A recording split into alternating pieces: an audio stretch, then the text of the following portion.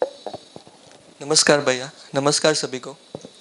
अध्ययन प्रक्रिया शुरुआत करूँ तो आपने जो बताई थी और मेरी दोनों को कनेक्ट करे तो एक दिखाई देता है कि हाँ, એટલે मेरी जो जर्नी रही उसको साथ आपकी अध्ययन प्रक्रिया को कंपेयर करूँ, हाँ, ना मेरी जर्नी क्या रही आपने जो बताई उसको कनेक्ट करे। हाँ, तो मेरी जो अध्ययन प्रक्रिया है वो स्टार्ट हुई परिचय शिविर से। पहले जो कंटेंट हमारे पास आया वो परिचय शिविर से है कि परिचय शिविर के पास पता चला कि भाई ये प्रस्तावना है। फिर धीरे धीरे 3-4 परिचय शिविर अटेंड की, फिर यहाँ पे अध्ययन शिविर स्टार्ट किया। तो पहले हम जहाँ से स्टार्ट कर रहे थे कि वीक में रोज एक घंटा पढ़ रहे थे, तो जो चालू हुआ वो पठन से स्टार्ट हुआ। पठन के बाद जो प्रक्रिया आता है वो मनन होता है, और मनन के बाद मुझे लगता है कि इसमें एक चिंतन भी साथ में जुड़ा हुआ होता है कि कोई भी हम जो पठन करने के बाद शब्द से अर्थ और अर्थ से वस्तु तक पहुंचते हैं, तो उसमें मनन के साथ साथ हम चिंतन भी कुछ करते हैं कि भाई कैसे प्रोसेस होगा और क्या कर रहे हैं, वो भी एक प्रोसेस है। उसके बाद जो हम बोलते हैं कि भास आभास, फिर प्रतीति होती है। उसके बाद अनुभव के पहले मुझे आपने भी बताया था कि अवधारणा एक स्टेज आता है, उसके बाद अनुभव तक पहुंचते हैं, और अनुभव में सत्यबोध होता है, और जो अस्तित्व ही सह अस्तित्व है, विकास क्रम विकास, जागृति क्रम जागृति, ये सब क्लियर हो जाता है। ये मैं समझा। Thank you sir.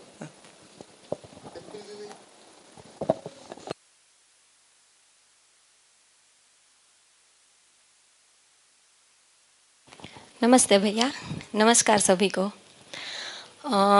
सर, मेरी जर्नी जीवन विद्या में जब मेरा करियर स्टार्ट था तब से मैंने फर्स्ट परिचय शिविर किया था। तो मेरे लिए ये बहुत अच्छी बड़ी बात है कि मुझे मेरे करियर के स्टार्टिंग में ये सब कुछ मिला है। और ये कंटेंट की ब्यूटी सर मुझे ये लगती है कि इस पूरे कंटेंट से हम अपने बिहेवियर को, अपने व्यवहार को, अपने संबंध को, परिवार में, अपने जो वर्क प्लेस है, जॉब में, अच्छे से हम एक मानवीयतापूर्ण आचरण से जी सकते हैं। और दूसरी बात, जो अध्ययन की प्रक्रिया है, तो पहले स्टार्टिंग में हमने परिचय शिविर किया था। परिचय शिविर में पूरा जो कंटेंट है वो क्या है एक्चुअली, हम मानव है तो मानव क्यों है, हमारा अस्तित्व क्यों है, जीव क्या है, वो सारी बातें का थोड़ा ब्रीफ हमको मिलता है।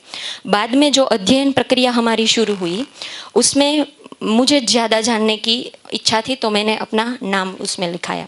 और अध्ययन प्रक्रिया में हमने क्या देखा कि जो फिर हमें को ब्रीफ मिला था उसमें हमने एक एक बात को थोड़ा डीपली जानने की कोशिश की।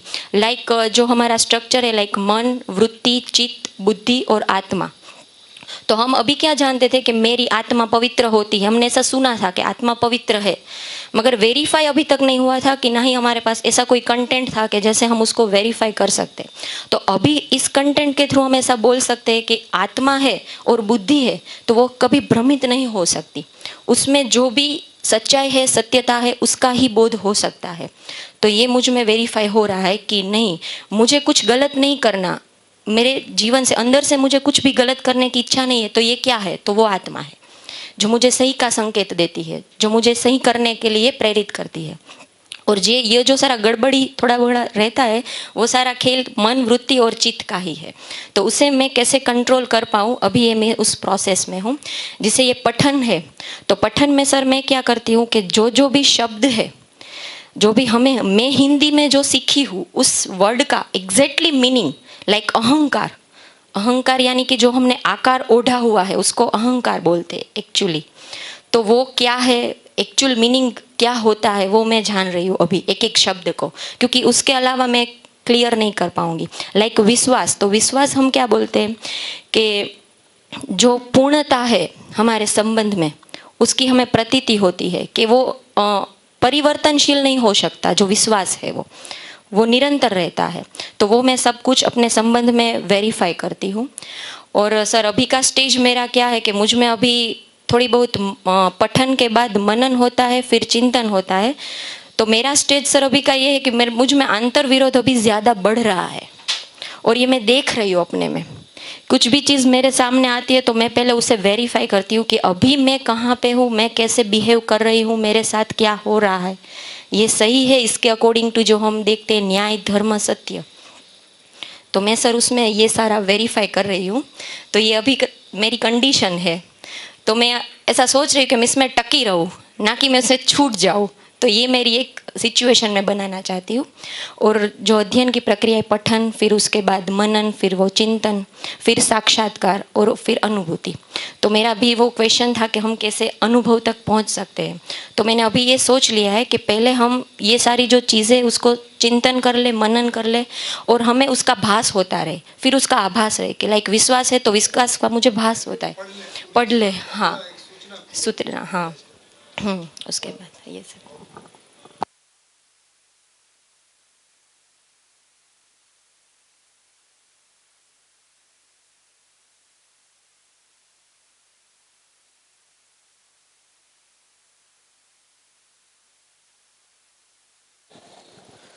नमस्कार सभी को।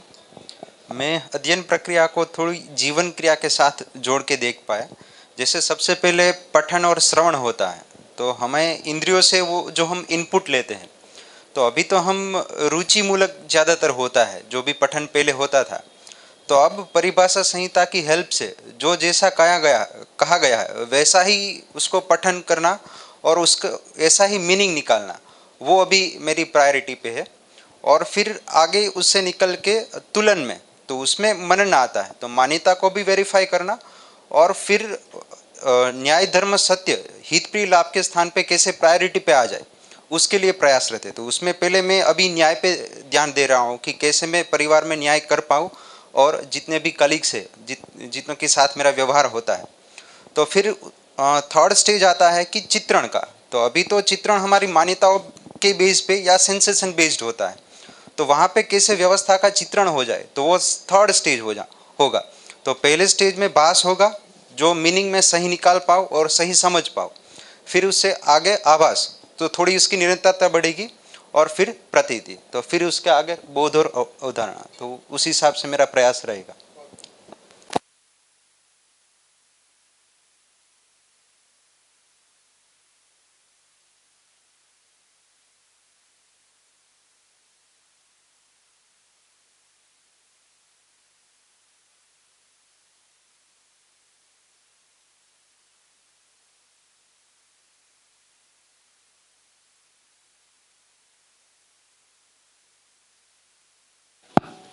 आर्स का मतलब डी दिगंत मांडव्य। तो डी अलग लिखा है, आर अलग लिखा हुआ है। आर फादर का अच्छा, इनिशियल है। Good morning. अध्ययन, अभी अध्ययन का जो मैं प्रोसेस समझ रहा हूँ कि उसको जो प्रिय हित लाभ की दृष्टि है उसको न्याय धर्म सत्य में जाना है, और उसमें से जो सत्य बोध होता है उससे एक सत्य बोध से हम चित्रण में एक चित्रण नहीं मगर उससे आगे सत्य बोध 4.5 से आगे जाना है, और सत्य बोध होके फिर अनुभव तक जाना है।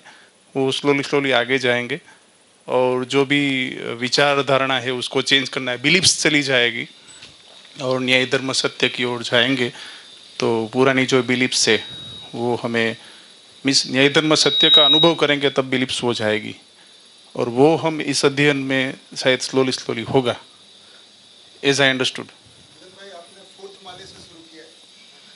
फोर्थ माले से पहला माला कौन सा है? ओ, पहला विचार, ग्राउंड फ्लोर। ओ मनन पठन। हाँ, पठन से मिस शब्द तक आएगा, शब्द से स्लोली स्लोली समझ आएगा। मिस अभी जो विचार आएगा उसको हम फील करेंगे, मिस अभी देखेंगे सम लाइफ में, और वो अनुभव करेंगे, फिर वो आगे जाएंगे, सत्यबोध होगा मीन्स। जो अध्ययन प्रक्रिया हुई थी, थे आप सुबह का सेशन? हाँ, इनिशियली में थोड़ा समय था उसमें, थोड़े से पीछे समय था, वो पूरा प्रोसेस में एक्चुअली नहीं था, मगर थोड़ा बहुत था। के साथ में वो पूरा कर दिए, क्योंकि वो फिर हम क्यों पढ़ रहे हैं, क्या कर रहे हैं, और आगे के क्या स्टेप्स हैं, हाँ। ऐसा वो आइडिया मिल जाए। उसी से हमारी निष्ठा बनती है कि हम कहाँ पहुँच रहे हैं और कैसे जाएंगे। या ठीक है, ठीक है, नहीं, लेकिन ठीक, बढ़िया, तो ठीक है कि या आपसे क्या है। जाएंगे। Okay, yes, thank you.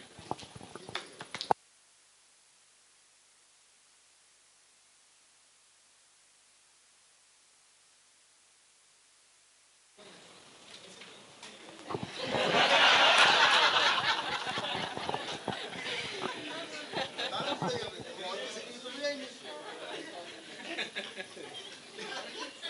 आपकी बारी आएगी तब मतलब ये बताना है आपको। आइए। नमस्कार भैया। नमस्कार। ये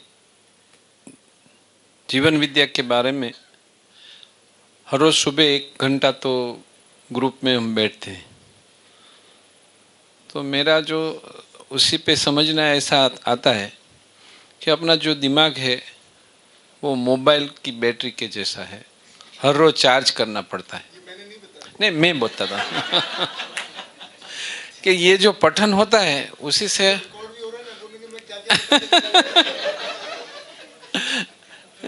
तो हर रोज बैठने से ये जो विचार है, सोच है, शब्द है, वो पूरे दिन अपने दिमाग में घूमते रहते हैं और बाद में उसके मनन पे जाते हैं, श्रवण पे जाते हैं, तो शब्द का मीनिंग जो अभी हम समझते थे उससे तो काफ़ी अलग है। और ये समझने के बाद we have to put into practice, व्यवहार में आने के लिए प्रयत्न करते हैं। उसी चीज़ में एक जो चीज़ में अभी 4 साल ऐसे में हो गया, तो अभी मैं एक बात सोचता हूँ कि एक थोड़ा कल्चर डेवलप करने का सोच रहे हैं कि इंस्टीट्यूट में ये जीवन विद्या का एक कल्चर कैसे डेवलप हम कर सकते हैं। अभी ये लोग तो सब जुड़े ही है, बाकी के लोग कैसे जुड़ सकते हैं अपने साथ, उसका एक प्लान। और जो भी चीज़ है शायद वो हाईएस्ट लेवल पे जो है वो अभी बच्चों तक नहीं जा पाएगा, लेकिन थोड़ी थोड़ी चीज़ जो हम बच्चों को समझा पाए, ऐसा कुछ प्रैक्टिस करे, एग्जाम्पल सेट करे। छोटे छोटे प्रयत्न तो राकेश भाई के साथ करके देखे हैं, तो उसमें थोड़ा और इफ़ेक्टिवनेस आए, ऐसा थोड़ा प्लान है। खुद में तो चेंज लाना है, खुद को एग्जाम्पल सेट करना है, व्यवहार में सब लोग देखेंगे तो ही बच्चे मानेंगे, that is a very appropriate. लेकिन उसी के लिए ये जो क्रिया हो रही है वो हर रोज़ करनी चाहिए और सतत करनी चाहिए, ऐसा मेरा मानना है। Thank you.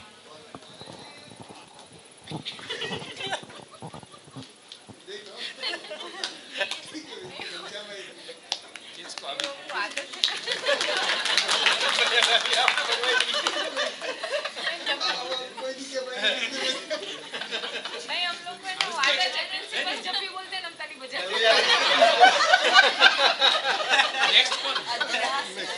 वो अभ्यास है हमारा।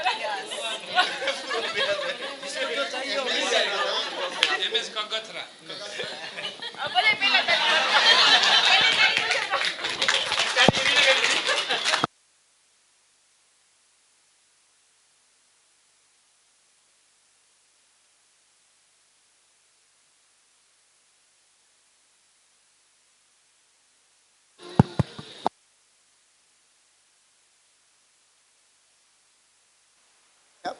ज़्यादा नहीं बोलूँगा। तो देखिए यही पूर्वाभ्यास और पूर्व मान्यता है ना, क्या पूर्वाग्रह। तो क्या आधार है कि हमने ऐसा सोचा हुआ है, अपने में बैठाया हुआ है, जब भी प्रिंसिपल बोलेंगे क्यों बजाएंगे, इसको थोड़ा जांचा जाए। अब मतलब प्रिंसिपल हमेशा अच्छा ही बोलते हैं, ऐसा क्या ये नहीं बोलवा क्यों दिगंत भाई, ऐसा ही होगा ना।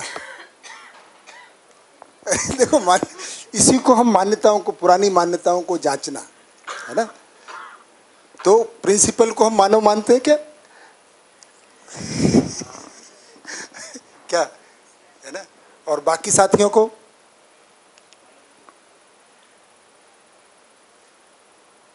क्या लग रहा है? कोई कठिन सवाल तो नहीं पूछा है वैसे।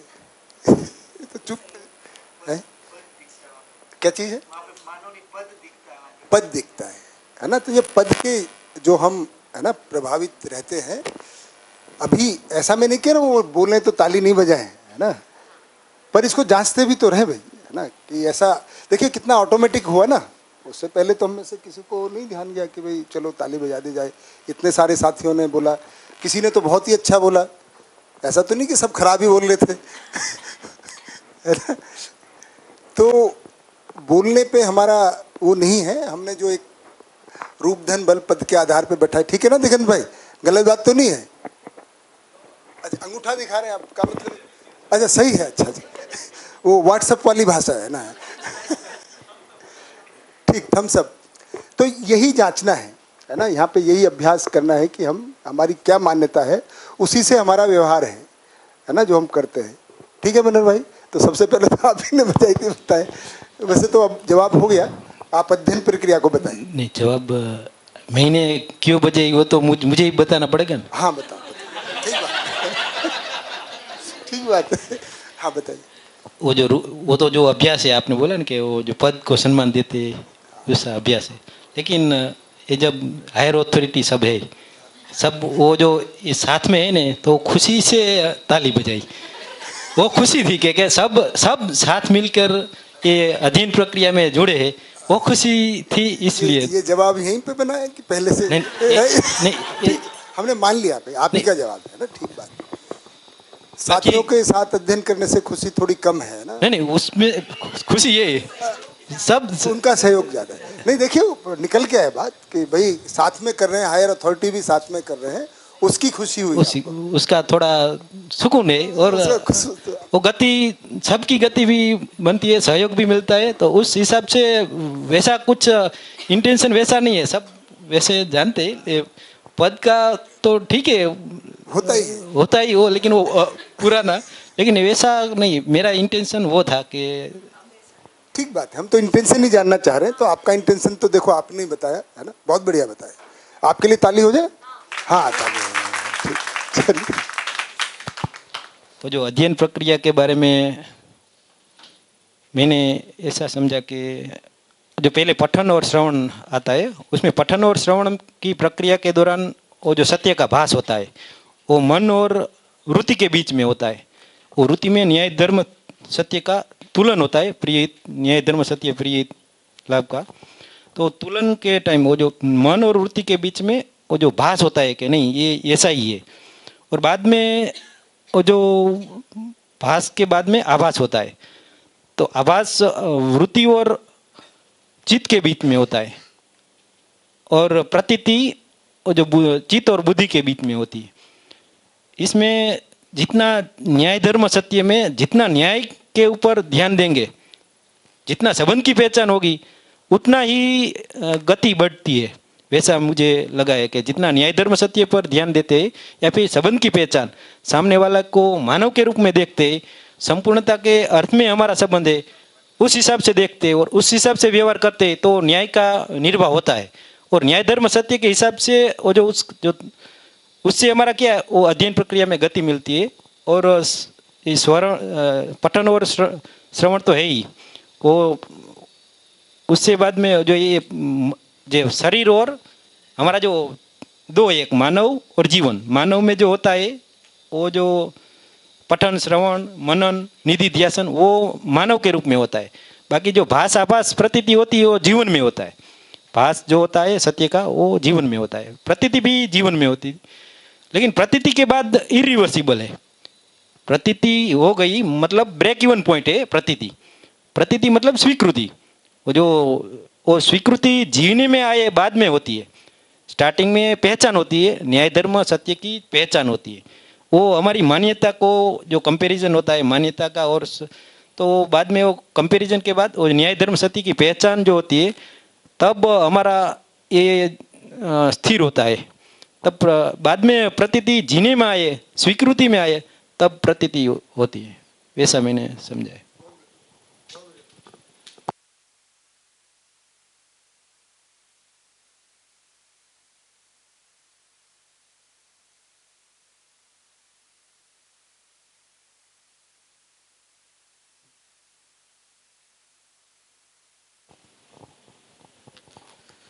नमस्कार सभी को। जो अध्ययन का प्रक्रिया है, in short I can say it is the journey of human being to being human. Currently हम जो ह्यूमन बीइंग है उसमें से कैसे बीइंग ह्यूमन हो सकते हैं, वो एक प्रक्रिया है। स्टार्ट तो होता ही है पठन से, बाद में आता है श्रवण। अभी करंटली मेरा पहला ही अध्ययन शिविर है, तो जो वर्ड्स आ रहे हैं वो काफ़ी डिफ़िकल्ट लग रहे हैं मुझे सभी। तो करंटली मेरा जो यही चल रहा है, खुद में अभी जांच रहा हूँ मैं क्या क्या होना चाहिए, कैसा होना चाहिए। बाद में ही मैं आगे का सोचने वाला हूँ। और करंटली जो थिंकिंग था पहले कि हम दूसरे में दोष देखते थे, अभी वो बदल के पहले खुद में देख रहा हूँ मैं क्या क्या दोष है, उसको मॉडिफाई करना है, बाद में आगे काम करना है। तो करंटली मेरा ये पठन, श्रवण और अभी मनन का प्रक्रिया चल रहा है, उसके आगे का अभी तक मैं सोचा नहीं है। तो इतना ही मेरा अभी तक का है। घर पे करूँगा, अभी तक नहीं किया, नहीं किया, जरूर सर।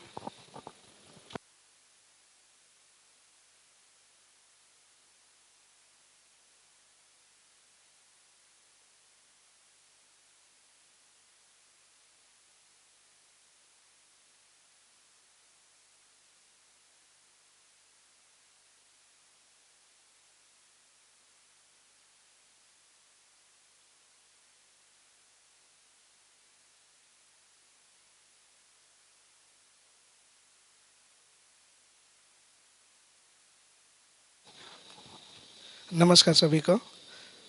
एक का पहले सूत्र बोलता हूँ, मानव सही में एक और गलती में अनेक। तो आपने जो प्रक्रिया बताई वही मुझे समझ में आई है, तो सबसे मैच हो रही है। पठन, श्रवण, मनन, उसके बाद जो भास आभास प्रतीति होती है, उससे पहले थोड़ी सोच अलग थी। पहले मैं सोच रहा था कि ये पठन कर लेंगे तो मनन तो हो ही जाएगा और जीने में आ जाएगा, लेकिन ऐसा नहीं है।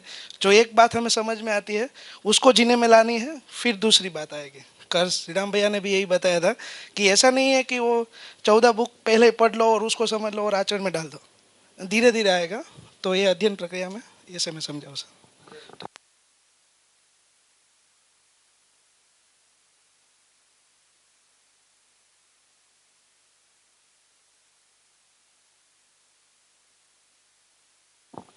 नमस्ते। जो भैया ने बताया था कि सबसे पहले हम लोग जो कार्य व्यवहार करते हैं वो विचारों से होता है नियंत्रित, और विचारों में मान्यताओं की गड़बड़ होती है, ड्रिवन उससे होता है, तो सही की समझ नहीं होती। तो पठन से अल्टीमेट गोल तो यही कि जो जैसा है उसकी हमें समझ हो जाए, सत्य की समझ, वास्तविकता समझ में आ जाए। तो पठन से हमें शब्दों का परिचय होता है, शब्दों से अर्थ पता लगता है, तो भास होता है कि भाई ऐसा है। और वो अगर भास से आभास की किसे कहते हैं, जो वास्तविकता तक पहुंचा दे, कि वस्तु तक पहुंचा दे, तो जो वास्तविकता है वो समझ में आ गई कि जो ऐसा ही है। अब एक बार जो जैसा है वो पता लग गया तो उसको फिर मेमोराइज नहीं करना पड़ता, वो एक बार वो हो चुका है। आप वस्तु तक पहुंच गए, आपने देख लिया, तो वो ऐसा पता लग गया, तो फिर जो हमारी अंदर जो गड़बड़े हैं वो सब रिजॉल्व हो जाती है धीमे धीमे। तो पहले पठन, फिर जैसे श्रवण भी आता है, फिर मनन। तो मनन के अंदर हम लोग जो जैसे कि मैंने बताया कि जो हम कर्माभ्यास और व्यवहार, जो हम कर्म करते हैं, कार्य करते हैं और व्यवहार करते हैं, वो ठीक होने लगता है। तो जो क्यों ठीक होता है, क्योंकि वास्तविकता पता लग जाती है हमें। क्योंकि न्याय धर्म सत्य को श्रम पूर्वक नहीं पकड़ना है, क्योंकि सत्य का हम पठन कर रहे हैं, हम उसको वास्तविकता पता लग रही है, तो अपने आप ही हमारे कर्मों में, हमारे व्यवहार में वो आने लगेगा। तो धीरे धीरे फिर हमें आगे साक्षात्कार की ओर चित्रण ठीक होता जाएगा, और आगे हम साक्षात्कार और बहुत अनुभव की तरफ आगे गति होती जाएगी। धन्यवाद।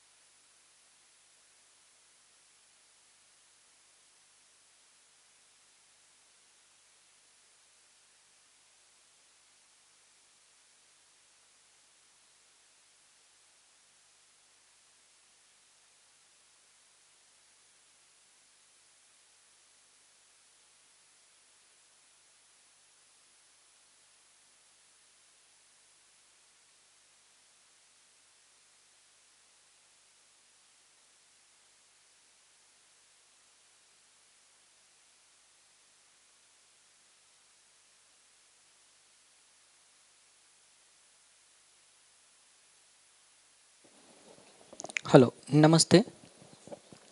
पहली बार अध्ययन प्रक्रिया हमारे सामने भी ओपन हुई, और पहली बार वो भास आभास प्रतीति की जो सीक्वेंस आपने बताई वो वाकई में हमको समझ में आई। इसको मैं जैसा समझा हूँ उस तरह से एक्सप्लेन करने की कोशिश कर रहा हूँ कि जैसे ही सबसे पहले हम कोई भी परिचय शिविर या कुछ भी सुनते हैं तो बेसिकली एक श्रवण की प्रक्रिया होती है। तो पहली बार जो भी शब्द बोले जाते हैं उसके जब भी अर्थ का पता चलता है, श्रवण जो भी हम करते जाते हैं, तो उससे पहले सुनने का भी एक मजा आता है। तो सुनने का एक सुख मिलने लगता है, क्योंकि वो सत्य जो भी अभी बात की जा रही है वो सत्य भासता है। तो मन और वृत्ति के बीच में ये जो भास की प्रक्रिया, वो जीवन बेसिकली जो हम भास बोल रहे हैं वो मन और वृत्ति के बीच में होता है। तो होता यह है कि जो मैं मन में जो आस्वादन अब तक जो रुचि मूलक था, अब वो रुचि मूलक से धीरे धीरे मूल्य मूलक की ओर शिफ्ट होने लगता है। तो इसका मतलब है कि अब वो भास की प्रक्रिया मेरी शुरू हो गई है। धीरे धीरे श्रवण और पठन अभी भी जो हम कर रहे हैं वो सब पठन ही कर रहे हैं, क्योंकि एक अनुभव संपन्न व्यक्ति ने अस्तित्व में कुछ देखा है और उसको जो भी देखा है उसको एज इट इज बताने की कोशिश की है। तो उस प्रक्रिया को हम पहले उन्होंने जो भी शब्द दिए हैं उस शब्द से हम उस वस्तु को देखने की प्रोसेस में लगे हुए, इसलिए हमारे लिए अध्ययनगामी एक प्रक्रिया है जो भी आपने प्रोसेस बताई वो। तो इसमें सबसे पहले ये श्रवण और पठन जो मानव रूप में भैया ने बताया वो घटता है, उससे जीवन रूप में जो भास की प्रक्रिया होती है पहले। धीरे धीरे फिर ये जो भी हम श्रवण और पठन करते जाते हैं उससे हमारे अंदर एक मनन की प्रक्रिया शुरू होती है। धीरे धीरे अब हमारा संवाद बढ़ता है, गोष्ठियाँ में फिर ये बातें निकल के आती है। तो धीरे धीरे अब वो जो मूल्य मूलक था अब वो लक्ष्य की ओर थोड़ा अब हमको दिखने लगता है। तो अब जब वो सत्य जैसे कि भास की जो प्रक्रिया उसमें जो सुख मिलता था वो थोड़ा शॉर्ट टर्म वाला था। मतलब जब भी वो भासता था तब हम कई बार लोग बोल रहे हैं कि भाई अभी अभी हम गुस्से पे काबू कर पा रहे हैं, कई कई स्थिति में नहीं हो पाता है। तो जब भी वो स्थिति हमको भासती है तब हम वो निर्वाह कर पाते हैं। लेकिन उसकी जैसे ये कंटिन्यूटी मनन में आएगी तब वो जो भास की प्रक्रिया वो उसकी निरंतरता बढ़ेगी। तो आभास जो है बेसिकली वो थोड़ा दीर्घ परिणामी है। तो इससे क्या होता है कि जो मूल्य मूलक है उससे अब हम थोड़ा लक्ष्य मूलक हमारा आस्वादन जो है वो होने लगता है। तो अब वो समझ के बारे में तो बार बार जब ये मनन प्रक्रिया करते जाते हैं उसके बाद फिर होता है कि फिर अब क्या होता है कि भाई मानव के साथ हम कुछ व्यवहार अभ्यास करेंगे, क्योंकि बेसिकली उसके बाद अभ्यास आता है कि भाई मैं समझ गया हूँ। तो समझ के बाद क्या निकल के आता है, तो तब अभ्यास निकल के आता है। तो फिर मैं प्रकृति के साथ अपनी समृद्धि को एस्टैब्लिश करने के लिए कुछ कर्माभ्यास करूँगा, वो फिर कार्यक्रम सबके निकल के आएंगे। तो व्यवहाराभ्यास और कर्माभ्यास जो मानव के रूप में हम करते हैं तो बेसिकली उसी को निधि ध्यासन एक शब्द प्रक्रिया के रूप में दिया गया है, जिससे कि अब वो जो भास और आभास था जिसकी अब निरंतरता हुई थी, अब वो सत्य का साक्षात्कार। तो पहले सिर्फ सत्य भासता था कि वाकई में ऐसा कुछ होता होगा, न्याय धर्म सत्य, उससे फिर वो उसकी निरंतरता बनी, अब उसका साक्षात्कार हो गया। मानव वस्तु जो है वो हमको हमारे में उसकी पहचान स्वीकृति में आ गई है, वो जो न्याय धर्म सत्य हम बोल रहे हैं। तो बेसिकली अध्ययन प्रक्रिया में तो मेन यही 3 है। उसके बाद डायरेक्टली फिर जो बात की जा रही है फिर तो सीधे सीधा अनुभव ही आता है। तो फिर वो अनुभव और उसका फिर प्रमाण हमको मिलता है। तो जो भी अस्तित्व में ये जो चीज़ हम बोलते हैं तो फिर ये रूप गुण स्वभाव धर्म हम स्पष्ट रूप से इसी को देखना हम कह पाते हैं। तो इतना, थैंक यू।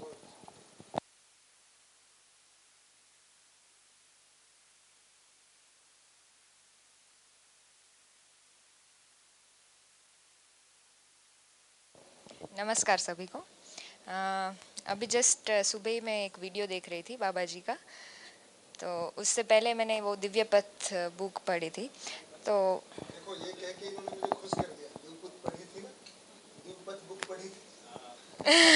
आपको नहीं पता है?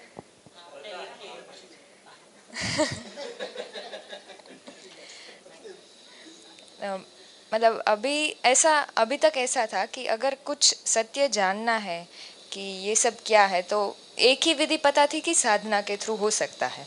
अभी सुबह वीडियो देखा और ये बुक पढ़ी, हाँ, फिर ये अध्ययन प्रक्रिया है, मतलब ये जो पूरा समझा, तभी पता चला कि नहीं, दिस इज़ द अल्टरनेट वे, कि इससे भी हमें ये सब समझ में आ सकता है, अनुभव हो सकता है। तो अभी अध्ययन प्रक्रिया में ऐसा ही समझा है कि पहले पठन श्रवण, मतलब जो भी सभी बुक्स है या फिर जो कोई भी मटेरियल है वो सब अभी पहले सूचनाएं लेनी है, फिर उसका मनन करना है, फिर उसको अपने व्यवहार में, कर्म में, उसको प्रैक्टिस में लाना है। फिर उसके बाद अगर वो एक बार सेट हो गया, फिर साक्षात्कार हो सकता है। और फिर अनुभव वो तो अभी मतलब दूर की बात है, लेकिन इससे हो सकता है, ऐसा समझ में आ गया है कि अभी तक ऐसा ही था कि नहीं, सब छोड़ के फिर साधना करो, ये करो, वो करो, लेकिन ऐसा नहीं है। दिस इज़ द अल्टरनेट वे, ये हो सकता है, ये एक मतलब फिक्स हो गया। That's true.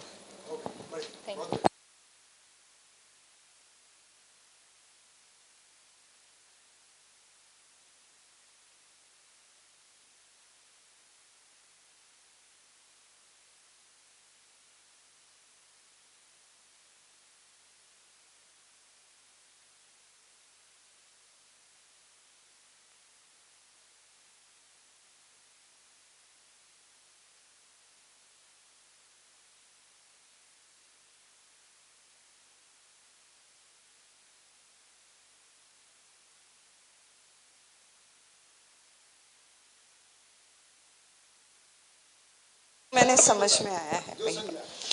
तो सबसे पहले अध्ययन मतलब जैसे भैया ने कहा अनुभवगामी विधि से अभी हम जा रहे हैं। एक अनुभव की रोशनी है जो प्रस्ताव के रूप में मतलब जो दर्शनवाद और शास्त्र उस रूप में प्रस्ताव दी गई हैं, जो सूचना उसकी हम पठन और श्रवण कर रहे हैं, जिससे हमको शब्द मिल रहे हैं जो हम शरीर के साथ मतलब उस शब्द का पठन और श्रवण कर रहे हैं। और मन मतलब जीवन में मन में भास हो रहा है, सत्य का भास हो रहा है, जो सहअस्तित्व है उस सत्य का थोड़ा सा भास होता है। फिर जब हम मनन करते हैं, मनन मतलब मैं उस अर्थ को समझने की कोशिश कर रही हूँ, जो मैंने शब्द पढ़े हैं उस अर्थ को देखने की कोशिश कर रही हूँ, मतलब पढ़ने की कोशिश कर रही हूँ। मतलब एक जो आस्था है उससे विश्वास मतलब अर्थ मतलब आस्था से विश्वास की एक जर्नी है कि मैं मनन पूर्वक, तर्क पूर्वक, गोष्ठी वगैरह इस विधि से मैं इस चीज़ को क्लियर कर रही हूँ जो वृत्ति की क्रिया है जीवन में। वेर आई एम डूइंग तुलन किस आधार पे, तो न्याय धर्म सत्य के आधार पे मैं उस चीज़ को देखने की कोशिश कर रही हूँ, उस अर्थ को पकड़ने की कोशिश कर रही हूँ। Basically what I am trying to find out is the मूल्य एंड मतलब मूल्य लक्ष्य क्या है उसका, मतलब मूल्य मूलक आस्वादन मतलब मैं वहाँ पर कर रही हूँ। आफ्टर मनन फिर है जो हम निधि ध्यासन जिसको हम कह रहे हैं अभ्यास, मतलब प्रयोग और प्रयास जो मैं करूँगी उस अर्थ में, मतलब मेरा विचार अभ्यास, हाँ विचार अभ्यास, उसके बेसिस पे मेरा कर्म अभ्यास और व्यवहार अभ्यास वो चलेगा। निधि ध्यासन जो चित्त और बुद्धि के बीच की एक्टिविटी है, और चित्त में प्रतीति की हम बात कर रहे हैं, मतलब जो भास का निरंतरता, मतलब मुझे एक वस्तु दिख गई, साक्षात्कार हो गई उस बात को, मैंने उसको देख लिया, तो अब वो मेरी मतलब मेरी जो मतलब जो अर्थ था उस वस्तु को मैंने देख लिया, तो फिर वो निरंतरता हो जाती है उस भास की। तो इस स्थिति को हम बोध में अवधारणा कहते हैं। बोध हम तभी कहते हैं जब अनुभव पूरा हो जाता है, ये समझ में आया। फिर अनुभव और या जिसको हम अनुभूति जो कह रहे हैं, उसका मतलब ये है कि मेरी आत्मा के लेवल पे मेरा मूल्य मूलक और लक्ष्य मूलक आस्वादन फिक्स हो गया। फिर जो अनुभव मूलक जो भी मैं करूँगी समाज गति के अर्थ में, फिर वो सब विचार अभ्यास और वो सब उस अर्थ में होगा। Thank you.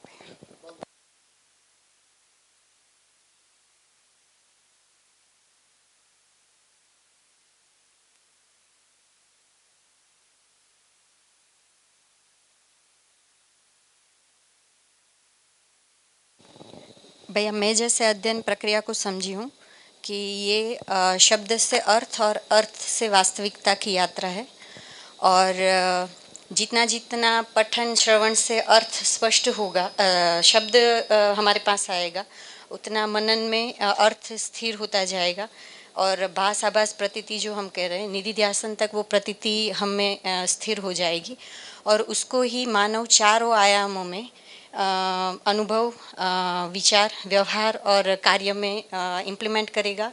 और कर्माभ्यास और व्यवहार अभ्यास के द्वारा भी हम अध्ययन ही करेंगे, और जिससे जो ये हमारा अर्थ जो स्थिर होते जा रहा है, वो मुझे जितना लगता है कि वो व्यवहार अभ्यास और कर्माभ्यास से ही वो स्थिर होगा, उससे पहले वो स्थिर नहीं होगा। तो मैं अध्ययन प्रक्रिया को ऐसे समझी हूँ।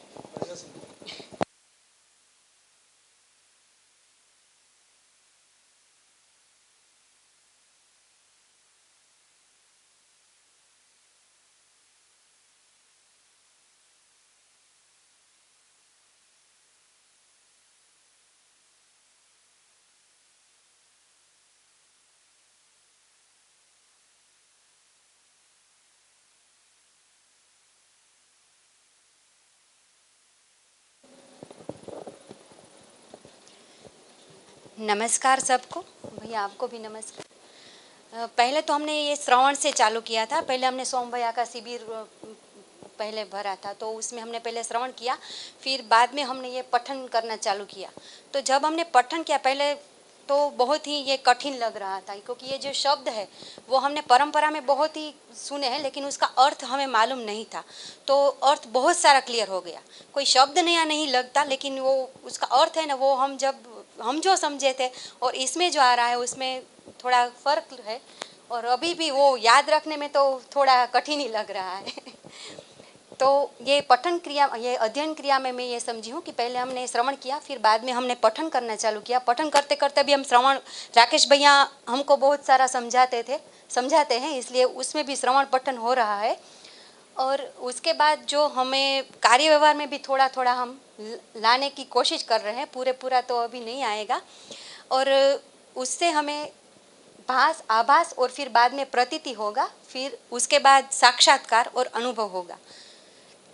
ये हमारा रास्ता है, ये हमें पता है इतना। और अभी हम उसमें आगे जाना चाहते हैं और कोशिश कर रहे हैं जाने की। Okay, thank you.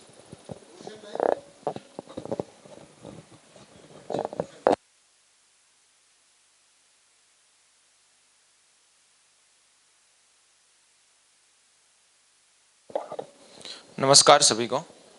नमस्कार। अध्ययन प्रक्रिया में मैं ऐसा समझा हूँ कि पहले हमें श्रवण, जो हमने परिचय शिविर में किया, बाद में पठन किया, अध्ययन, और उसके बाद जब हम ये सब व्यवहार में देखते हैं तो उसमें मनन के द्वारा समझते हैं कि भी ये हमारे उसमें आ रहा है कि नहीं व्यवहार में। और बाद में जो अनुभूति है, अनुभव और अनुभूति और निधि ध्यान प्रक्रिया, ऐसा मैं समझूँ।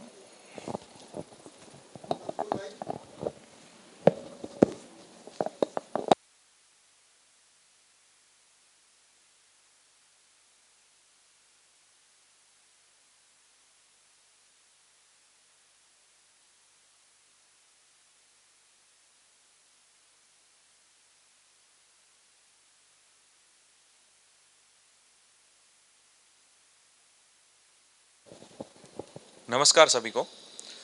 अध्ययन प्रक्रिया जो मैं समझा हूँ वो पहले तो जैसे भैया सूत्र बोलते हैं कि अपने निष्कर्षों का स्वीकार हो जाना ही अध्ययन है। तो जो वो पहले सूत्र है कि अपने निष्कर्षों के अगर स्वीकार हो जाते हो तो अध्ययन है। तो और जो भैया ने बताया कि पहले पठन होता है या फिर श्रवण होता है या फिर पठन होता है, वो साथ में हो सकता है। पठन और श्रवण जो हम अभी कर रहे हैं वो श्रवण है, और जो हम बुक पढ़ते हैं वो पठन है। पठन, श्रवण और मनन। मनन जब करते हैं तो जब जो मान्यताएं हम में बनती है, वो मान्यताएं, जो गलत मान्यताएं हैं वो टूटती ही है। अगर जो बुरा है तो वो टूटेगा ही, अगर अच्छा है तो वो आगे जाएगा। तो पठन, श्रवण और मनन, और उसके बाद होता है वो आचरण में आता है। आचरण में अगर आएगा तो फिर वो उसके अनुभव होगा, एक्सपीरियंस होगा, और जो एक्सपीरियंस होगा वो जो पॉजिटिव होगा वो ही आगे जाएगा, नेगेटिव होगा वो मनन से ही आगे निकल जाएगा। तो उसके बाद साक्षात्कार होगा, और साक्षात्कार अनुभव साथ में ही रहता है दोनों।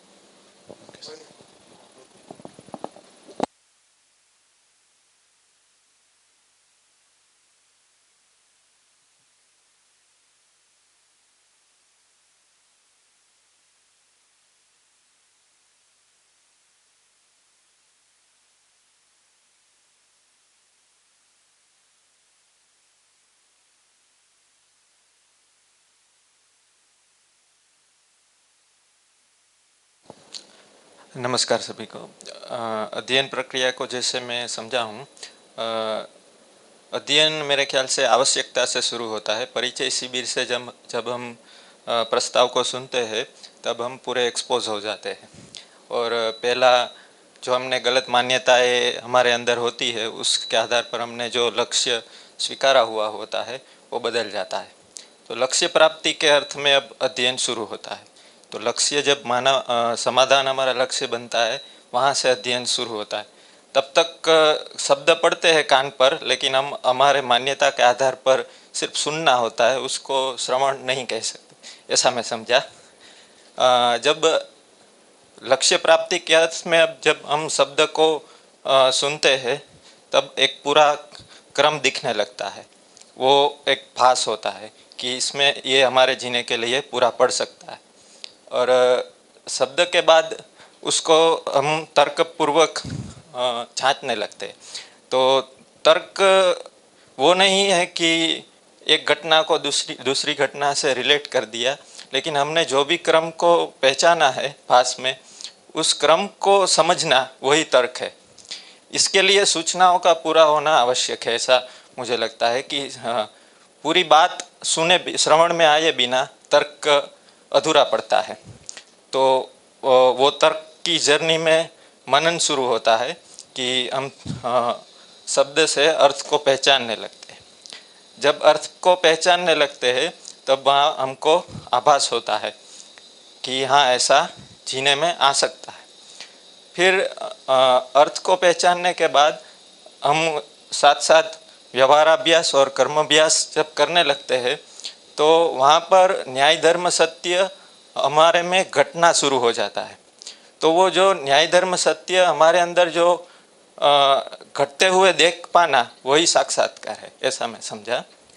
तो साक्षात्कार के बाद न्याय धर्म सत्य रूप गुण स्वभाव धर्म, मतलब कि सत्य की बात बोले तो स्थिति सत्य के अलावा जो वस्तुगत सत्य और वस्तु स्थिति सत्य का बोध होता है और न्याय धर्म का बोध होता है और उसके बाद स्थिति सत्य का अनुभव होता है। तो ये अध्ययन प्रक्रिया में ऐसा समझा।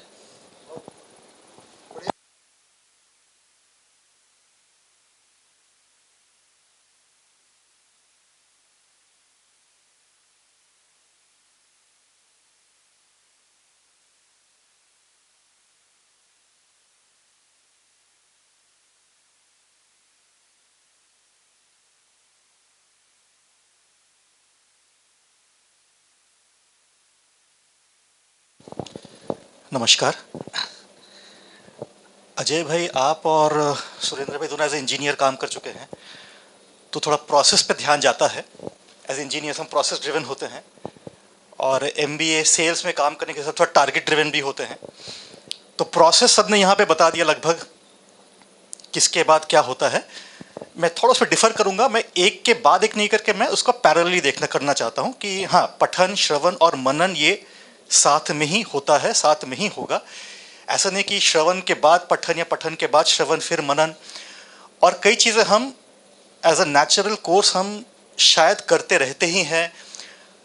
मेरे में तो एटलीस्ट है, असंग्रह का भाव है, मेरे में संवेदनशीलता है। और मानता हूँ हम सब में, यहाँ पर जितने भी लोग बैठे हैं यहाँ पर, हम में से थोड़े बहुत ये चीज़ें हैं, तभी हम शायद यहाँ पे बैठे हैं, राइट। तो मेरी टारगेट ये है। अच्छा, अब ये प्रोसेस की बात हो गई, ये तो सब बता चुके हैं, प्रोसेस वही सेम है। मैं थोड़ा टारगेट अपने लिए सेट कर चुका हूँ, क्योंकि अभी जो भी हमने इस किताब की एक रीडिंग हुई है वो थैंक्स टू राकेश भाई ओझा ग्रुप में हुई है। बट जैसे किसी ने पहले बताया कि जब अकेले खुद पढ़ने बैठे हैं धराशायी हो गए हैं। तो मेरा टारगेट है कि इस किताब को एक बार खुद पढ़ना है अकेले। इसका मैंने टारगेट सोमवार से शुरू करना है, एक बार ये ख़त्म हो जाए, अभी कमिंग सोमवार से शुरू करना है। खुद बैठ के पढ़ना और अपने नोट्स बनाना। हाँ, जहाँ पे डाउट्स हो आपसे डिस्कस करना। शब्दों का अर्थ अभी भी स्पष्ट नहीं है एक बार रीडिंग के बाद भी, और नेचुरल है मानता हूँ मैं, क्योंकि पिछले 3 महीने में ही पढ़े हैं। बट ये चीज़ रेगुलर रीडिंग से ही हो पाएगा, इसकी समझ डेवलप करनी है। एक इन्होंने अपने लिए टारगेट बताया कि अपने से पुस्तक को सोमवार से पढ़ेंगे। ऐसा किसी और ने भी टारगेट बनाया क्या अपने लिए?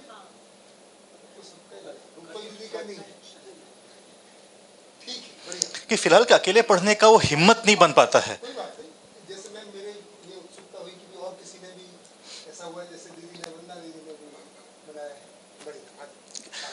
बस यही टारगेट है, प्रोसेस तो है सर, बाकी देखते हैं कब तक कर पाते, क्योंकि इसमें जैसे कल श्रीराम जी ने भी कहा, आपने भी कहा, इस पे कोई हम टाइम फ्रेम लगा नहीं सकते कि इतनी देर। हाँ, टारगेट ये हो सकता है कि मैं 1 साल में किताब पढ़ लूँगा, बट समझ कब हो पाएगा इसका कोई टारगेट नहीं है।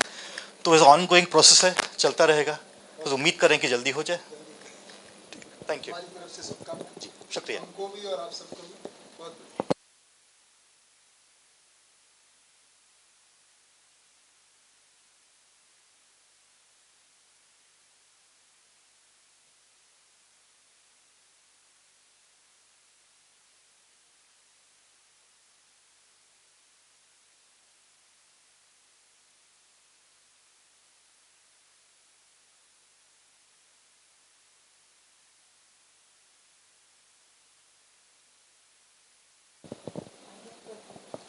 मुझे अध्ययन प्रक्रिया में क्या समझ रहा है, ये मुद्दा चल रहा है ना सबका। मैं अभी आई है। हाँ, इसी ठीक बात है। सबसे पहला तो मुझे जो स्ट्राइक हुआ वो ये था कि अभी तक जो भी रीडिंग मैंने किया है, चाहे वो एकेडमिक पर्पस से हो, चाहे कुछ आर्टिकल्स हो, न्यूज़पेपर से हो, वो एक खुद की मान्यता सेट है ही, और उसी को ब्रॉडर करने के लिए किया है। तो चाहे कॉन्फ्लिक्ट मैनेजमेंट पढ़ा हो, चाहे फाइनेंशियल मैनेजमेंट पढ़ा हो, तो कोई एक मान्यता है, और उसी को और स्ट्रेंथन कैसे किया जाए, उसी कॉन्टेक्स्ट में मैंने स्टडी किया है।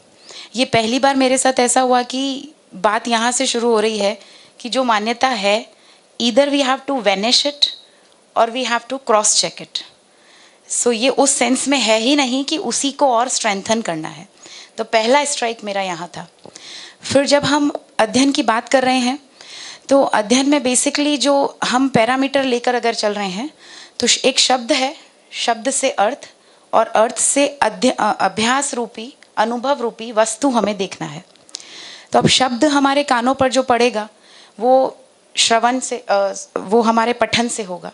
पठन और श्रवण पैरेलल, जैसा सर ने बोला, पैरेलल फॉर्म में जब चल रहा है तो कहीं ना कहीं कुछ आभास हो ही रहा है, वो मनन फॉर्म में चल ही रहा है, और उस आभास के फॉर्म में ही कोई प्रतीति होगा, जिसको फिर हम कार्याभ्यास और कर्माभ्यास के फॉर्म में लेंगे। तो इसको कुछ मैं ऐसे भी कनेक्ट करती हूँ, जैसे पठन, श्रवण, मनन और अभ्यास या अनुभव। तो हम कैसे देख रहे, मैं कैसे देख रही हूँ कि ये एक जर्नी है, एक ट्रैक है। उस ट्रैक पर अभी तो मैं खड़ी हूँ, मुझे ऐसा लगता है चलना है, ऐसा मैं सोच रही हूँ अभी, मुझे मेरे लिए ऐसा लगता है। अब जब मैं खड़ी हूँ तो मुझे कुछ विजुलाइज हो रहा है, हो सकता है वो विजुलाइजेशन दिख जाएगा। तो वो विजुलाइजेशन, सपोज एक पेड़ मुझे भास हो रहा है, जैसे जैसे मैं आगे जाऊंगी तो शायद मुझे लगेगा कि that is really mangoes tree, और शायद फिर और आगे जाने के बाद लग जाए कि वो मैंगो का नहीं है, that is in reality something different. तो यही मेरे समझ में शब्द, अर्थ और वस्तु के फॉर्म में है। Thank you.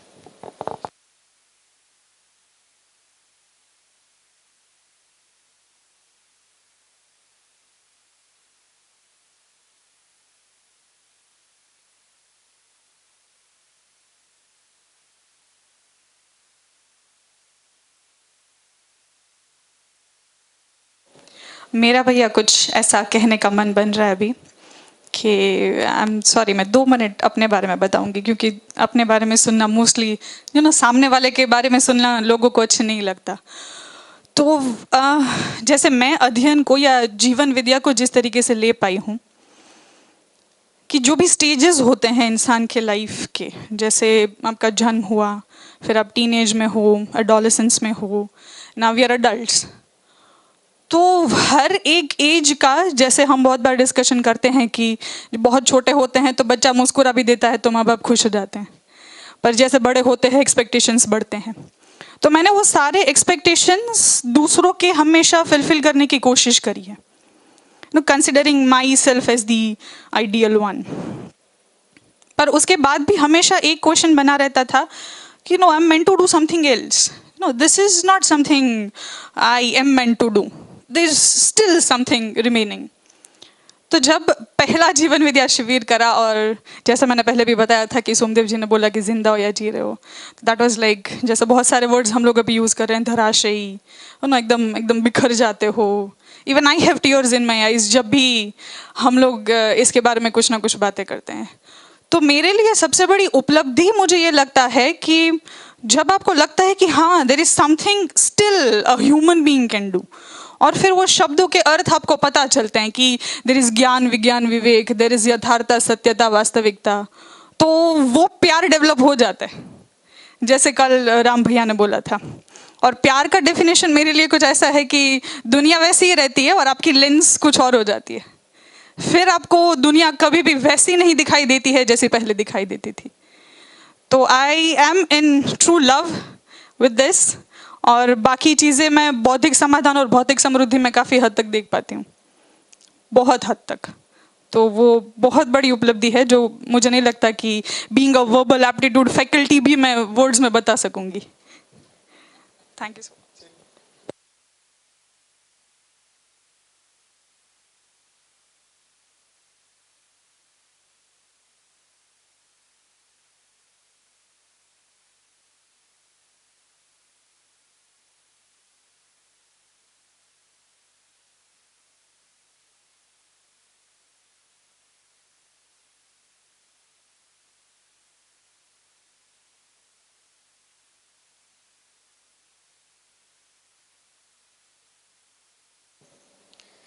नमस्ते.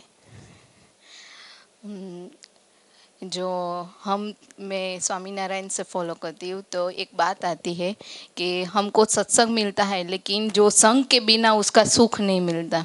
हमारे पास ये सब शब्द है लेकिन उसकी पहचान हम अपने में जब करेंगे ना तभी होगा. और वो संग है तो हमें तो जो संत होते हैं ये बहनों हैं उनके द्वारा हम लेते हैं.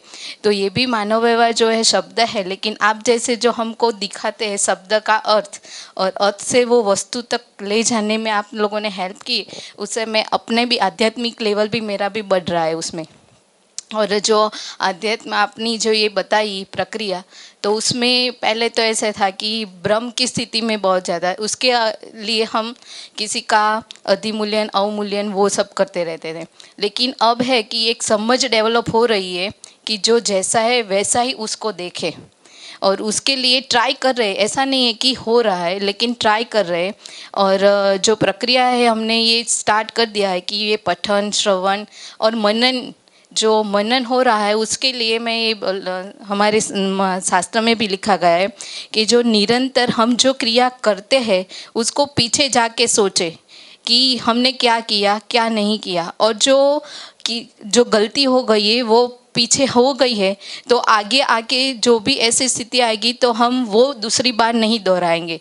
तो वो भी हो रहा है कि हम सोच पा रहे हैं और देख पा रहे हैं कि ऐसी गलती मैंने आगे की है तो ये नहीं करना है, और वो मनन में रहता है. और वो कंटिन्यू रहेगा ना तो चिंतन में भी आ जाएगा कि यही मुझे करना है. और उसके साथ साथ में जो मेरा जो व्यवहार है, जो प्रिय हित लाभ की दृष्टि थी वो कम, ऐसे नहीं कि कम हो जाएगी, लेकिन वो न्याय सत्य और धर्म उसकी बेस पे होने जाएगी. तो उसके अकॉर्डिंग क्या होगा कि जब वो समझ मुझ में आ जाएगा तो वो मुझे निरंतर दिखाई देगा, वो आभास में आएगा, और आभास में आता है तो वो मेरे व्यवहार में आ ही जाएगा. मैं सर कंटिन्यू वो जो मनन करूँगी चिंतन करूँगी उसके अकॉर्डिंग मेरा व्यवहार और कार्य भी हो जाएगा. और जो कार्य में आ जाएगा तो मुझे आचरण में, मतलब कि वो ऐसे बोलते हैं कि आचरण में आ जाएगा, आचरण में आ जाएगा तो वो सत्यता का बोध हो जाएगा.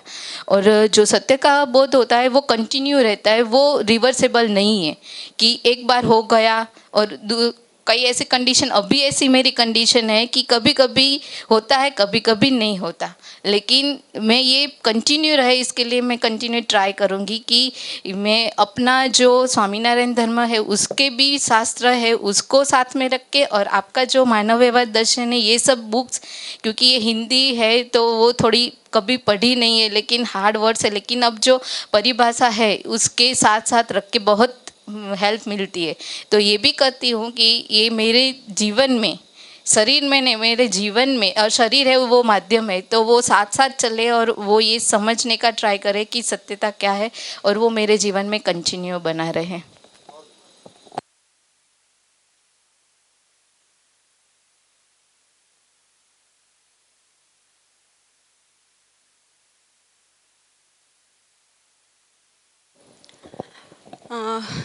सब कुछ तो आ गया है। पहले तो अध्ययन शुरू तब होता है जब अपनी आवश्यकता बनती है, उससे पहले नहीं होता। उससे पहले ऐसा होता है कि कुछ चीज़ अच्छी है, सुनने में अच्छी लगती है तो सुन लेते हैं। अब आवश्यकता तब बनती है जब ये फील होता है कि मैं ब्रह्म मुक्त होना चाहती हूँ, और ये जब फील होने लगता है तो फिर आगे का रास्ता क्या है वो पता करना पड़ता है। भैया ने जो बताया वो प्रक्रिया, जैसे किसी को अनुभव हो गया है, उनकी रोशनी में हमारे पास जो प्रस्ताव है वाद, शास्त्र और वेद के रूप में, उनका पहले तो पठन और श्रवण करेंगे, जितना जितना जब भी हो सकता है उतना। उसके साथ साथ जब पठन और श्रवण करते हैं तो हमारे पास अर्थ आता है। अर्थ आने से मन और वृत्ति के बीच में भास होता है। किसका भास होता है? सत्य का भास होता है। उसके बाद जितना हमने पठन और श्रवण करते जाते हैं, जितना शब्द आता जाता है, उससे अर्थ की यात्रा शुरू होती है। उसको बोलेंगे तर्कपूर्वक मनन। उससे आभास होगा। आभास कहाँ पे होगा? वृत्ति और चित्त के बीच में। अब जितना तर्कपूर्वक मनन करते जाते हैं उतना शब्द का अर्थ अपने में स्थिर होता जाता है, और जितना वो अर्थ स्थिर होता जाएगा उतना वो वास्तविकता में वस्तु के रूप में दिखने लगता है और अपने कार्य व्यवहार में आने लगेगा। और जितना कार्य व्यवहार में आने लगेगा उससे प्रतीति होगी। कहाँ पे होगी? वो चित्त और बुद्धि के बीच में। और जितना वो पठन, श्रवण, मनन, चिंतन वो पैरेलल चलता रहेगा, उससे वन बाय वन सबकी प्रतीति होती रहेगी, बुद्धि में बोध होता रहेगा और फाइनली अनुभव होगा। ऐसा मैंने समझा है।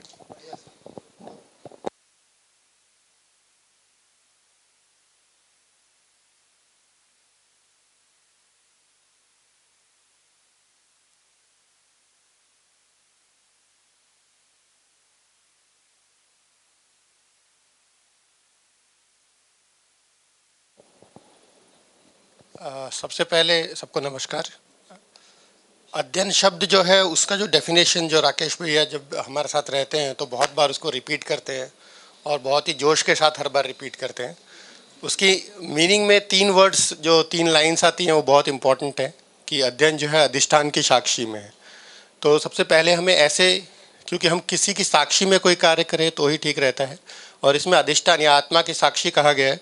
क्यों? क्योंकि उसकी हमें पता है वो किसी का पक्षपात नहीं होगा। हम कह रहे हैं वो सम और विषम ये सब चीज़ों से मुक्त है, मध्यस्थ क्रिया है, तो उसको साक्ष्य में रखना बहुत अच्छी चीज़ है। तो इसलिए शायद अध्ययन में पहले शब्द यही लिखा गया है कि अधिष्ठान की साक्षी में। उसके बाद दूसरा कहा गया कि अनुभव की रोशनी में। तो अनुभव की रोशनी भी उतनी ही इम्पॉर्टेंट है। अध्ययन हम किसी भी चीज़ का कर सकते हैं, ठीक है। यदि हम कोई बुरा एस्पेक्ट हो तो उसको भी लेके अध्ययन कर सकते हैं। तो अधिष्ठान, किसी ने कोई चीज़ को अनुभव किया है तो उस चीज़ का, और वो चीज़ सत्य है ये हमें पता है, सत्य का ही अध्ययन करना, क्योंकि हमारा लक्ष्य हम देख रहे हैं कि क्या चीज़ अल्टीमेटली हम यहाँ क्यों आए हैं, ये सब चीज़ें हमें स्टडी करना है। तो सत्य का अध्ययन, तो किसी ने अनुभव किया हुआ है तो ऐसा अनुभव की रोशनी हमारे पास होनी चाहिए, तभी अध्ययन की प्रक्रिया का मतलब बनता है, अदरवाइज कोई मतलब नहीं है। और तीसरा जो शब्द है वो है स्मरण पूर्वक किया गया कार्यकलाप। तो स्मरण किसका करना है? तो जैसे अध्ययन में हमने जो पहला जो स्टेप कह रहे हैं कि पहला जो है पठन और श्रवण है, तो कोई चीज़ हमने सुनी हुई है या मान्यताएं हमारे पास पहले हैं, तो स्मरण किसका करना है? जो हमारी मान्यताएं पहले से है, या हम कुछ सुन रहे हैं, मान्यताएं कहाँ से आई? तो सुनने और पढ़ने से ही आई हैं अभी तक की जो भी मान्यताएं हैं। तो ये अध्ययन को समझने के लिए ये तीनों जो लाइनें हैं बहुत बढ़िया लगती है मेरे को, और लगता है इसलिए इसी तरह से अध्ययन किया जा सकता है। और उसके बाद स्टेप्स तो सभी ने डिफाइन कर ही दिया कि क्या क्या स्टेप्स होने चाहिए। उसमें बता दिया गया कि अध्ययन करने के लिए मेरा और शरीर का होना दोनों ही जरूरी है, और जो उससे चीज़ें निकल के आती हैं, फॉर एग्जांपल जो पहला स्टेप कहा कि पठन और श्रवण है, तो उससे जो निकल के आएगा वो जीवन में होगा। तो अध्ययन जो हो रहा है एक्चुअली जीवन में हो रहा है, उसको करने के लिए जो हमें करना पड़ेगा वो शरीर और जीवन दोनों को मिला के प्रयत्न करना पड़ेगा। तो चारों स्टेप्स सभी लोगों ने डिफाइन कर ही दिए हैं। दूसरी जो चीज़ मैं देखता हूँ कि हम भी आजकल जो मॉडर्न तरीके से जो हम पढ़ा रहे हैं, तो उसमें भी हम लोग एक हमेशा लर्निंग कर्व की बात करते हैं, और ब्लूम्स टैक्सोनॉमी सभी लोगों ने सुना ही होगा, उसमें भी हम लोग 6 लेवल्स ऑफ लर्निंग कहते हैं, जिसमें जो सबसे लोएस्ट लेवल है, चाहिए तो मैं वो पिरामिड भी बना देता हूँ जिससे कि पता चल जाए लोगों को भी पता चले।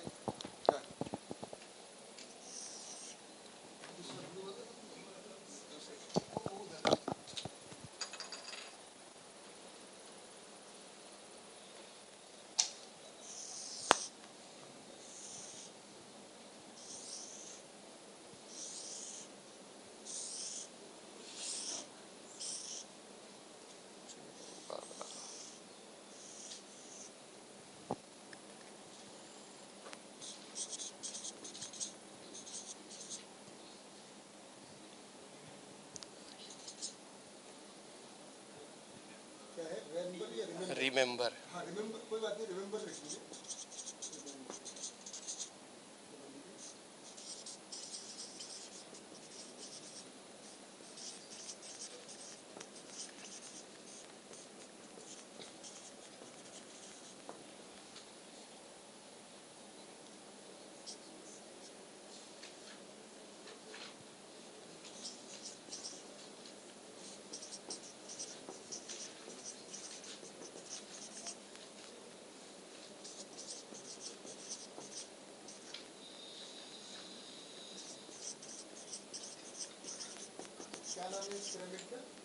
इसे ब्लूम्स टैक्सोनॉमी या ब्लूम्स लर्निंग कर्व भी कहते हैं।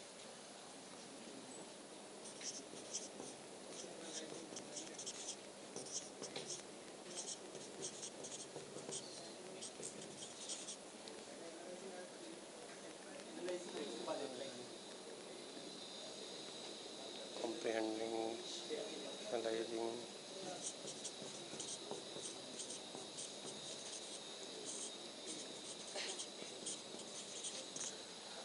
ठीक है। तो ये ब्लूम्स टैक्सोनॉमी में भी हम देखते हैं कि सबसे पहले रिमेंबरिंग आता है, तो सबसे लोएस्ट, इसको हम लोग ये 3 जो लेवल्स होते हैं इसको लो लेवल लर्निंग कहते हैं,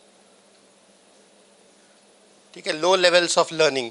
तो उसमें हमेशा आता है रिमेंबरिंग, अंडरस्टैंडिंग और कॉम्प्रिहेंडिंग, इसको हम लोग लो लेवल लर्निंग कहते हैं। अब ये रिमेंबरिंग कैसे होती है, तो रिमेंबरिंग कैसे हो सकती है, हम कुछ रीड करेंगे, ठीक है, कहीं से कुछ सुनेंगे, तो ये सब चीज़ों के हिसाब से, फॉर एग्जांपल टीचर्स आके हमें लेक्चर देते हैं या हम जाके बच्चों को लेक्चर देते हैं, हम टीचर्स हैं, ठीक है। तो या फिर जैसे मैंने इसलिए कहा कि हम लेक्चर सुनते हैं, तो फॉर एग्जांपल सोम भैया आए या और भी दूसरे प्रबोधक आते हैं, वो हमें कुछ आते हैं और कुछ सुनाते हैं, ठीक है, और हम लोग उसको रिमेंबर करने की कोशिश करते हैं। सभी लोग कह रहे हैं शब्द बहुत डिफ़िकल्ट है, ठीक है, क्यों डिफ़िकल्ट हो रहे हैं, क्योंकि हम सबको रिमेंबर करना चाहते हैं, और जैसे बहुत सारे लोगों ने कहा कि आवश्यकता है के कारण ही अध्ययन जरूरी होता है, तो यहाँ हमें खड़े होने को बोल दिया गया, इसलिए शब्दों को भी रिमेंबर करने की ज़रूरत पड़ती है। और हमें भी ऐसा लगता है कि अभी हमें जाके कहीं बोलना है, किसी को समझाना है, तो हमें शब्द तो आने ही चाहिए, बिना शब्द के हम बोल ही नहीं पाएंगे, तो उन सबको रिमेंबर करना पड़ता है, ठीक है। तो हम लोग अभी ये सबसे लोएस्ट लेवल ऑफ लर्निंग जिसे हम लोग श्रवण और पठन कह रहे हैं वो कर रहे हैं अभी।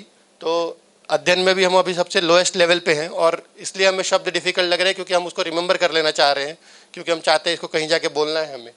तो रीडिंग से, हियरिंग से या किसी से सुनने से, हियरिंग और लिसनिंग में भी थोड़ा डिफरेंस है, यहाँ पे थोड़ा सोच का पक्ष भी आ जाता है, और हियरिंग मतलब हमारा ध्यान कहीं और कुछ कान में जा रहा है। तो लोएस्ट लेवल ऑफ लर्निंग चल रहा है। तो हम जो यहाँ पे भी कह रहे हैं कि हम लोग पठन और श्रवण जो सबसे बेसिक लेवल है, ठीक है, तो वो इसमें चल रहा है। फिर उसके बाद जो आता है वो नेक्स्ट है अंडरस्टैंडिंग, ठीक है, इसको भी लो लेवल ऑफ लर्निंग ही कहा जा रहा है अभी। तो अब अध्ययन में भी हम लोग कह ही रहे हैं कि पठन और श्रवण के बाद मनन है, ठीक है। तो जो मनन है वो अंडरस्टैंडिंग यहाँ पे है एक्चुअली, जो हम कह रहे हैं ये शब्द से अर्थ की बात हो रही है, तो यहाँ पे वो चीज़ पठन और श्रवण में ही आ जा रहा है, ठीक है। तो यही चीज़ यहाँ पे भी है, पठन और श्रवण में ही हमारा जो अंडरस्टैंडिंग, जो इसको हम अंडरस्टैंडिंग समझ रहे हैं, जो शब्द से अर्थ तक पहुंच जाना, तो वो चीज़ यहाँ पे ही आ रही है। उसके बाद कॉम्प्रिहेंडिंग, कॉम्प्रिहेंडिंग जो है वो हमारे यहाँ मनन और जब हम मनन की बात कर रहे हैं, ठीक है, नहीं इसमें भी एक्चुअली मनन नहीं आ रहा है। जैसे कि सोम भैया कहते हैं कि सुना हुआ सुनाने के काम आता है, ठीक है, तो वो चीज़ हम यहाँ पे कर सकते हैं कॉम्प्रिहेंडिंग, कि हमने कुछ जानकारियाँ हमें मिल गई हैं, उसको इकट्ठा कर लिया, फिर हम देख रहे हैं कि अब उसको किस तरह से दूसरी जगह जाके बोल पाएंगे, ठीक है, तो उसको आराम से कॉम्प्रिहेंड करके कि भाई ये चीज़ को यहाँ जोड़ना है, उस चीज़ को वहाँ जोड़ना है, ऐसे करके ये 4 पक्ष होते हैं या 4 अवस्थाएँ हैं, ये 2 इकाइयाँ होती हैं, इस तरह से हम कुछ कॉम्प्रिहेंड कर लेते हैं और उसको कहीं जाके डिलीवर करना है तो वो हम कर सकते हैं। तो सुना हुआ सुनाने के काम यहाँ तक हो जाता है हमारा, ठीक है। उसके बाद ये अप्लाइंग, जैसे ब्लूम्स टैक्सोनॉमी में अप्लाइंग आ रहा है और इसमें वो लोग पहले अप्लाई करने को कह रहे हैं। कई बार हम ये काम करते भी हैं, जैसे अध्ययन में भी हम क्या करते हैं, पठन श्रवण और थोड़ा बहुत मनन करने के बाद भी सीधा अप्लाई करने लगते हैं, ठीक है। जैसे अप्लाई करने लगते हैं, जैसे बहुत लोगों ने अपने गुस्सों पे भी काबू कर लिया, तो थोड़ी बहुत चीज़ें तो हम अप्लाई करने लगते हैं और साथ साथ में एनालाइजिंग का काम भी होता ही रहता है। एनालाइज करना ही जो है यही मनन की बात है, मनन और चिंतन की बात।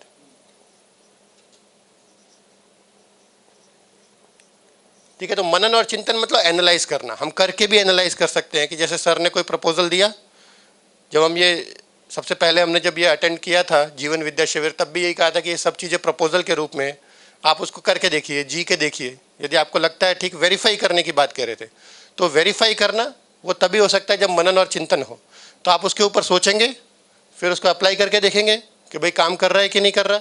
यदि काम कर रहा है तो फिर ठीक है चीज़ें, ठीक है। तो मनन और चिंतन, और उसके बाद अभ्यास की भी बात की जा रही है। तो मनन, चिंतन, ये इवैल्यूएटिंग, एनालाइजिंग और अप्लाइंग, यही तीनों चीज़ें एक के बाद एक होती है, ऐसा नहीं है। जैसे किसी मैडम ने पहले भी कहा कि एक साथ पैरेलली भी होती रहती है। ये हम ये करते ही रहते हैं, मनन चिंतन करते ही रहते हैं और चीज़ों को फिर बाद में इवैल्यूएट करते हैं, अप्लाई करते हैं, देखते हैं ठीक है कि नहीं है, और यदि ठीक है तो उसका इवैल्यूएशन पूरा हो गया और उसके बाद हम उसको स्वीकार कर लेते हैं। तो ये क्रिएटिंग, जो ये तो करने के सेंस में बताया गया है, एक्चुअली ये अनुभव की बात की जा रही है, ठीक है। तो जो अभ्यास है वो मनन चिंतन के साथ अभ्यास अप्लाइंग हो गया, और ये दो मनन चिंतन और अभ्यास जो है ये साथ में एक के साथ एक होता ही रहता है, ठीक है। तो ये रिपीटेटिव प्रोसेस है, कभी इधर से इधर और इधर से इधर होता रहेगा। और यदि ये हो गया तो हम लोग अनुभव कर सकते हैं चीज़ों का। एक बार चीज़ों का अनुभव हो गया तो ये बदलता नहीं है, क्योंकि हमने बहुत बार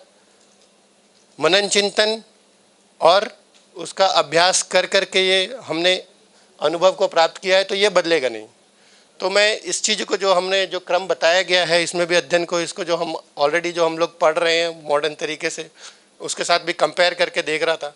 तो वही चीज़ें लिखी गई हैं, वो किसी भी तरीके से लिखी जाए वो एक ही रहती हैं। तो इस तरह से ये अभ्यास का प्रोसेस हो सकता है।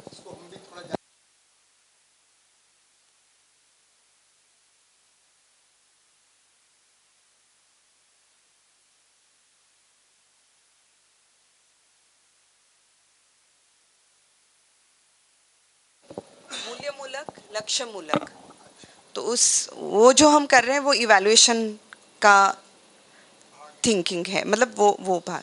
एनालाइजिंग न्याय धर्म सत्य या प्रिय हित लाभ, तो ऐसे भी इसको ले सकते हैं।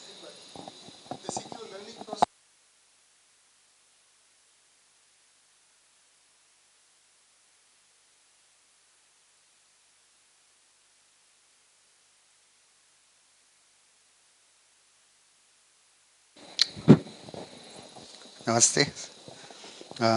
अध्ययन के प्रोसेस के बारे में जैसे जय भाई ने बहुत अच्छे से एक्सप्लेन कर दिया, स्टेप्स के लिए मैं उनसे बड़ा एग्री हूँ।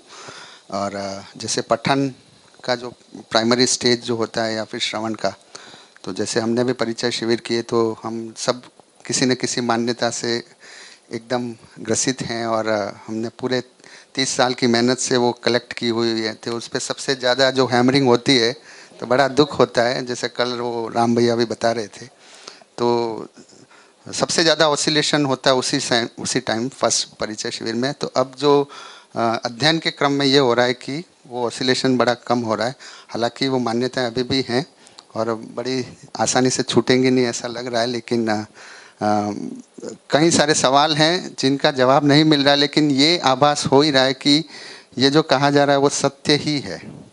तो इस चीज़ का अनुभव हो रहा है। और हाँ कि ये तो इस प्रोसेस में और आगे बढ़ते हुए और फिर नेक्स्ट जो स्टेप्स जो बताइए, तो बात तो वही है जिसको अचीव करना है।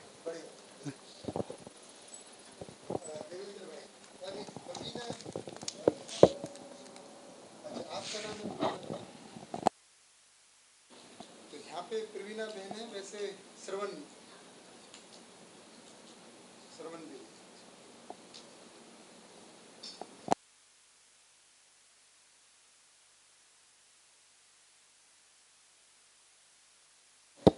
खूब खूब नमस्कार and I am really very happy to see all of you.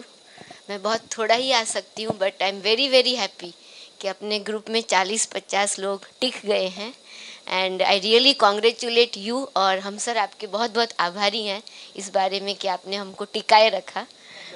नहीं नहीं, पर टिकाने के लिए सोर्स चाहिए। नहीं एकदम, मुझे बहुत कम ही मैं आ सकती हूँ बट सम अदर रिस्पॉन्सिबिलिटीज़। नहीं नहीं, हम टिके हुए हैं सर फिजिकली नहीं बट वी आर कनेक्टेड। और ये जो सबसे बड़ी उपलब्धि मुझे इस पूरे जीवन विद्या दर्शन में, मैंने परिचय शिविर भी किया, भूटान भी सना दी और हम गए थे, गणेश जी का लेवल 1 लेवल 2 सुना और उसके बाद परिचय शिविर और ऐसे बीच बीच में आते ही रहते हैं। और राकेश जी को भी कभी कभी मीन्स रेगुलर नहीं पर जब भी समय मिलता है तो मैं ज़रूर से जाती हूँ। तो उन सब से मुझे ये बहुत आनंद होता है कि मैं अपने जो गुरुजन हैं उनको अच्छे से समझ पा रही हूँ कि actually what they are trying to do. और जो समझने की मेरे में जो शब्दों की ताकत तो बहुत नहीं है मेरे पास बट और इसलिए मुझे आनंद है कि आप लोग सब साथ में हैं। और हम कुछ जो त्याग स्वामी जी की इच्छा है जो उन्होंने बताया, आपने को तो त्याग स्वामी का परिचय है ही, तो वैसे हमारे में भी बहनें हैं। हम स्वामी जी के साथ बात नहीं करते पर हमारा बहनों का आश्रम में बड़ी बहनें हैं, तो उनको समझने में बहुत, जो कल डिस्कशन में बात हुई थी जोशी सर ने जो बात, कल एक छोटा सा शेयर करती हूँ। हम एक मीटिंग चल रही थी ऑडिटोरियम 2 में, तो जोशी सर एक है, मैंने कल ही देखा उनको, उन्होंने एक बात रखी कि उन्होंने सब बताया कि what's wrong in today's education. और उसमें एक बात है कि इमोशनल सपोर्ट नहीं मिलता है आजकल। तो एक सर्वे किया हुआ है department of centre of adult education, centre for adult development, Harvard university में, और उसमें उन्होंने सिंस 1937 वो चल रहा है और उसमें सर्वे किया और सर्वे करने का रिजल्ट ये आया। The question was what happiness comes from where, ये क्वेश्चन था। और अबाउट 60 to 70 एज ग्रुप के जो लोग थे उन्होंने जवाब दिया कि it comes with the connection with professional fraternity. Fraternity का एग्जैक्ट मीनिंग मुझे नहीं पता था, मैंने डिक्शनरी में जाके देखा तो fraternity means a group of same profession, they support each other, तो उससे हमको हैप्पीनेस मिलती है। फिर दूसरा सर्वे जो था अबव 85 to 90 ईयर्स के लोगों का, उन्होंने जवाब दिया कि it comes from family support. और उनके ग्रुप में सिंस 1937 वो चालू है, तो अबव 100 वालों का भी एक ग्रुप था और उनको पूछा कि where comes happiness comes from where, उन्होंने जवाब दिया कि इमोशनल सपोर्ट फ्रॉम फैमिली। और वो हम उसके बीज यहाँ पे डाले जा रहे हैं और इसलिए आई एम वेरी हैप्पी कि हम लोग सब एक कनेक्शन में हैं। भले हम कभी कभी मिलते हैं, अजय सर जब भी, अजय सर और राकेश जी, हाँ बस आप आ गए ना, नेवर दे कंप्लेन, जिगर सर, विजय सर, कुछ मीटिंग्स क्योंकि कॉलेज में भी बहुत सारे जवाबदारी, और शीला मैडम भी अभी इधर है, but overall we are very happy in this journey और हमारा डेस्टिनेशन भी क्लियर होता जा रहा है। एंड आप लोगों के तो हम बहुत ऋणी हैं कि आपने ग्रुप तैयार किया है हमारे लिए। Thank you. And again, I congratulate all of you to be a part of this family. Thank you.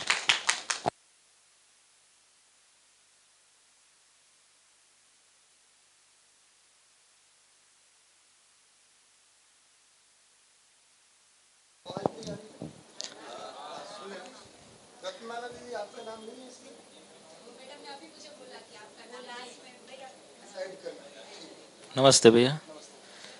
अध्ययन प्रक्रिया तो सबने बता दी, पठन श्रवण मनन करके प्रतीति, आभास, अनुभव तक जाना है। अभी तो पठन में मैं राकेश भैया के साथ तो कई बार शेयर करता हूँ कि पहली 2 बार मैंने अकेले पढ़ने की कोशिश की, 5 पेज नहीं पढ़ सका।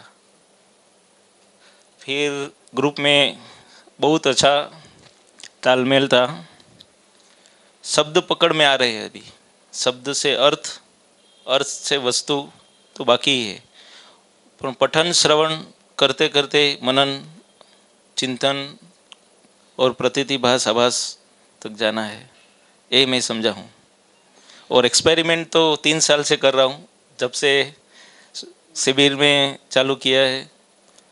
तो एक्सपेरिमेंट बच्चों के साथ और फैमिली में हो रहे हैं और सही हो रहे हैं।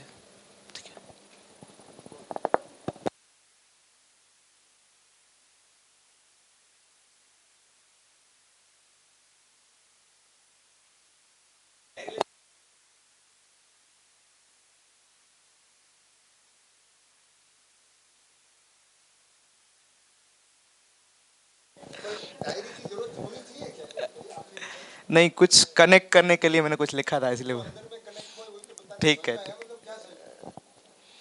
ये हाँ सही है। जैसे पहले तो व्याख्या दी गई है कि अधिष्ठान की साक्षी में और अनुभव की रोशनी में जो भी क्रिया प्रक्रिया और प्रयोग करते हैं उसी को अध्ययन बोला है।